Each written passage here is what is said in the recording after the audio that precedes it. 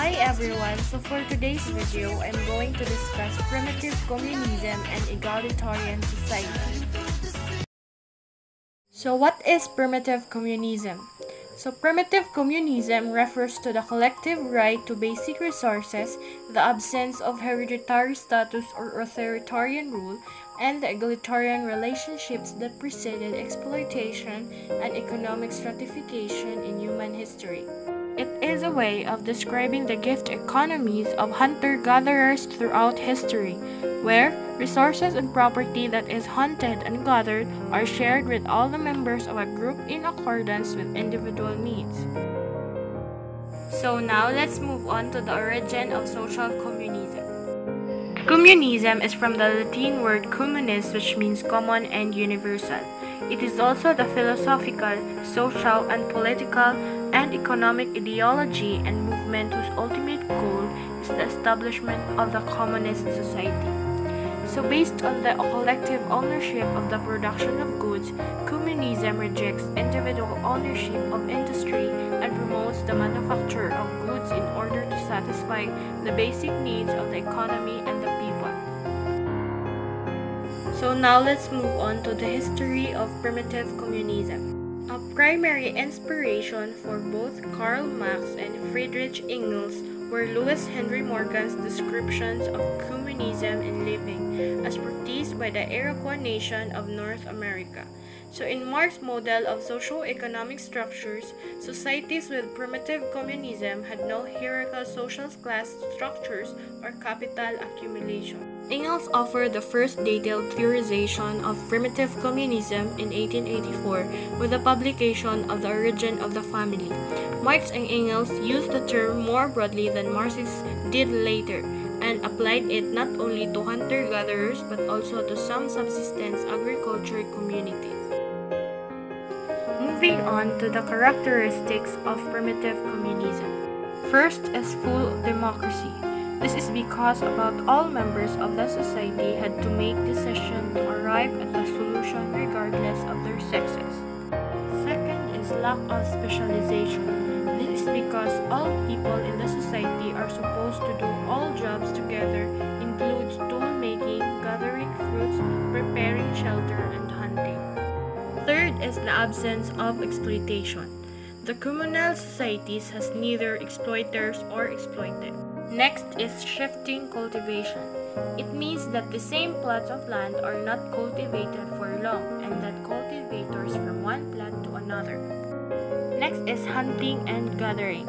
Hunting-gathering societies hunt animals and gather plants as their means of survival. Hunter-gatherers move about a great deal in search of food, but they cover only a small area. Next is no economic surplus. So all production was for keeping members of the societies alive on daily basis. So number 7 is low level of development. Low level of development is because there was no surplus. Next is no private ownership. No private ownership is that the means of production such as land, tools, and weapons belong to the community. Lastly, shared property. There is no concept of ownership beyond individual possessions. The tribe shares everything in order to ensure its survival. Next is the evolution of primitive communism. The rise of social class society has changed the human history. Humans have moved from a society of equality and common living to one characterized by oppression and exploitation. The agricultural revolutions around the world have transformed most hunter-gatherers to farmers. The need for a political structure to advance the affairs of the communities has brought about significant changes to communal leadership and decision-making. Let's move on to the Marxist theory of primitive communism.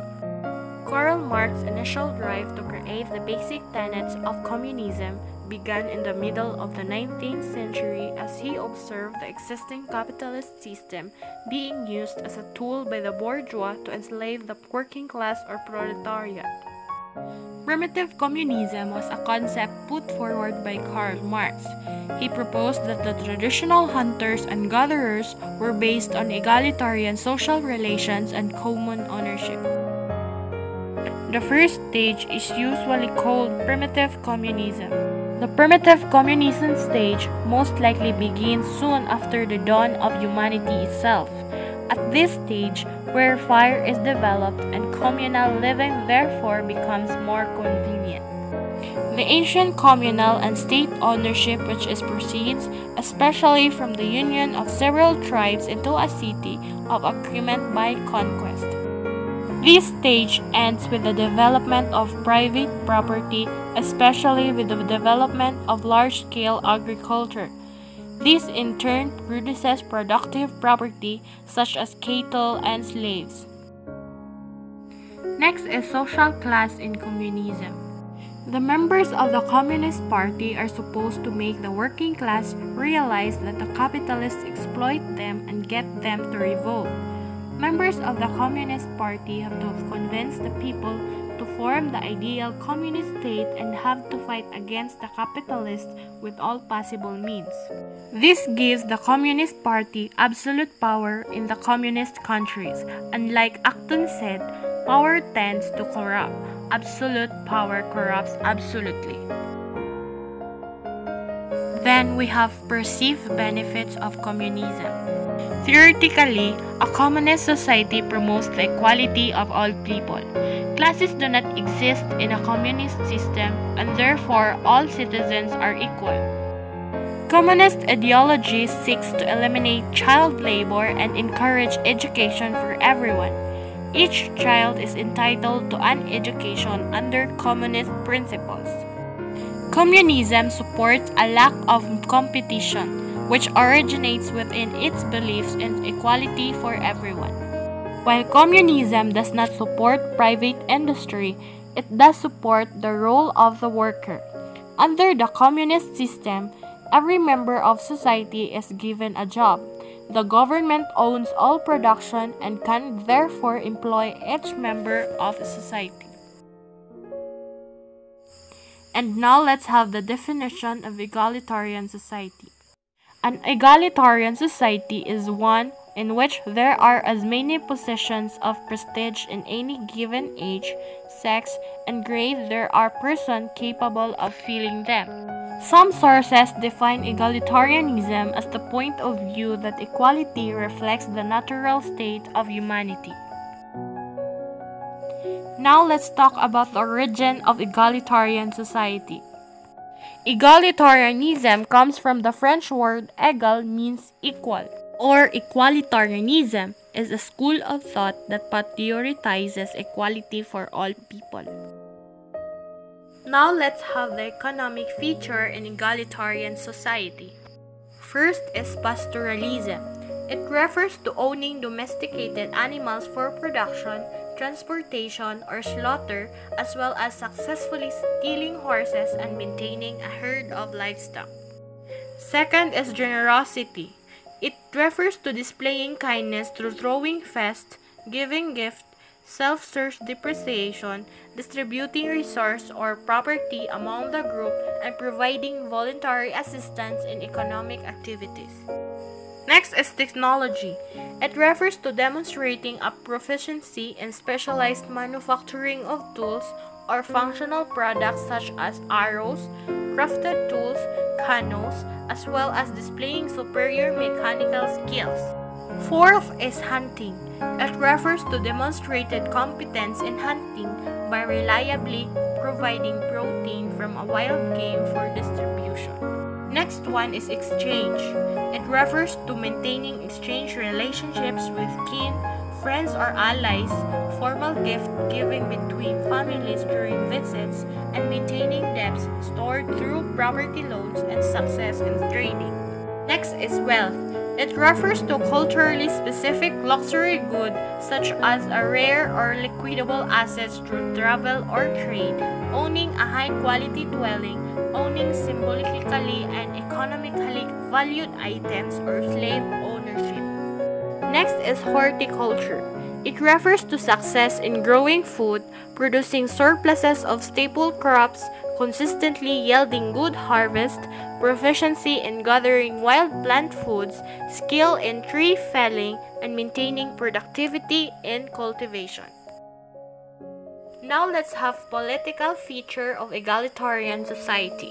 First is geographic knowledge. It refers to knowing the homeland well-being, able to predict or identify resources, traveling to foreign land, pioneering new territory, processing knowledge of the outside world, and the ability to influence outside for group interest and maintaining or establishing intergroup political relations. Next is kinship marriage. It refers to maintaining kin alliances, the ability to influence and organize distant kin, maintaining marriages in the interest of kin group, and having many wives or dependents in many marriage exchange. Next is the oratory skill. It refers to being able to organize a large group of individuals under a common goal, ability to clearly and eloquently communicate to a crowd. Next is the dispute settlement. It refers to the ability to resolve conflicts, including miming and comedy to display tension, mediating fair discourse between individual or having demonstrated successful in group or out-group resolutions. Lastly is warfare. It refers to being a natural leader in battle, displaying courage on the battlefield, having successfully killed enemies, and demonstrating a willingness to go to a war and returning alive. Now let's have the ritual feature of egalitarian society. First one is augury. It refers to being able to predict events or catastrophes, the ability to interpret dreams, and the foreseeing the future and foreseeing success. Second is called shamanism. It refers to successfully healing deceased individuals, possessions of supernatural spirits, application of medicinal plants or magical surgical techniques that the use and application of magic for healing purposes or manipulation of spirit world. And lastly, ceremony.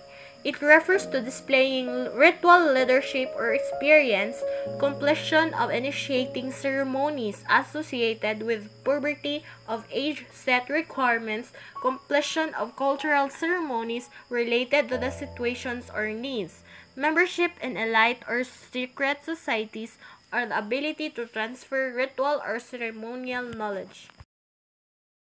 Then finally, let's have the personality feature of egalitarian society.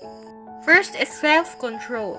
It refers to maintaining reservation and control through tense situation, not displacing anger, taking a peaceful approach to many situations, and active avoiding conflict.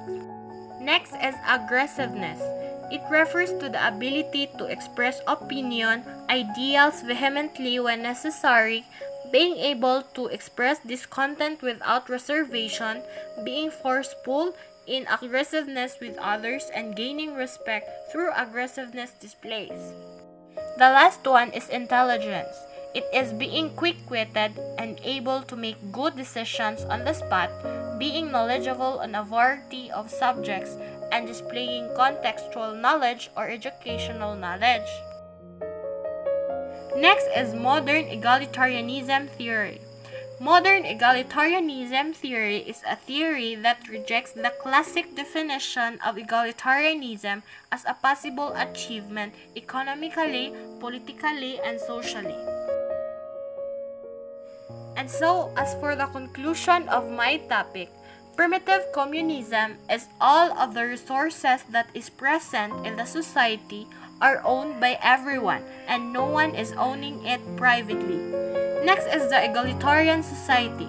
So regardless of the sex, age, or who you are entitled of the rights and privileges in that society. So thank you for watching. That's all.